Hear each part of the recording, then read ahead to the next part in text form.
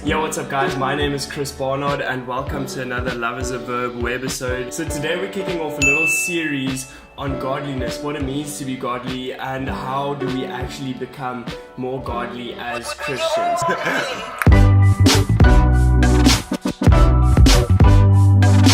So here's the question, have you ever met one of those Christians that just seems to like exude love and they just embody kind of what you can imagine Jesus being like on earth, and they've got like almost this like aura of godliness, but not in like a cold and legalistic way, but in a very warm and inviting and loving kind of way. And that is what Paul was speaking of when he encouraged Timothy to train himself in godliness. Now the beauty of this is, as Paul was encouraging Timothy, he was also encouraging us to train ourselves in godliness. But we often make the mistake of thinking that godliness is simply being like Jesus, being godlike in our characteristics, but that is the outworking thereof, but godliness is more than that. So what is godliness actually before we start to try and train ourselves in godliness?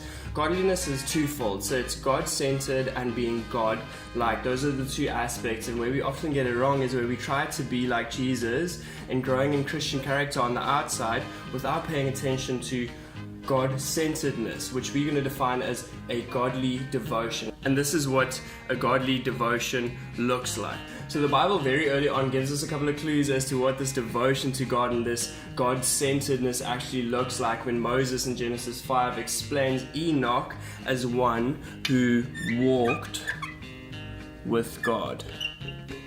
So Moses mentions twice that Enoch walked with God, which is alluding to a personal, intimate relationship with God, which forms the first part of devotion. And then the second part, the author of Hebrews in the New Testament also describes Enoch, but then he uses the phrase living a life pleasing to God. So Enoch pleased God, and that's how we're going to define this devotion, this God-centeredness, is walking with God, and that relationship resulting in a life lived in a manner that is pleasing to God. So we're going to jump deeper into what this devotion to God actually looks like and how to grow in that.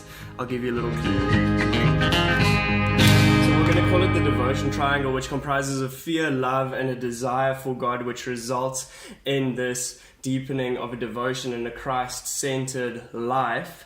But I want to give you one practical handle in terms of what you can do today to start growing in your devotion to God. So we said that Enoch walked with God, right? So I want to encourage you to go on a prayer walk today. So whether that might be with music and worship music on or without, but I'd encourage you as you are walking to be intentional about being aware of the fact that God is walking with you. So be aware of the fact that the trees show you something about His beauty and the sky shows you something about His glory, and to see His beauty and His majesty in all of the things around you, but being mindful of being with Him. Go on a prayer walk with Him and process this with Him. God, how do I grow and live my life in such a way that, as Paul said, even when eating or drinking or doing whatever, that I'm focusing on You. So I'm going to leave you with that today. I hope you enjoyed the video and I hope you have a fantastic day. Let's wait for the drop together, and remember to share and subscribe.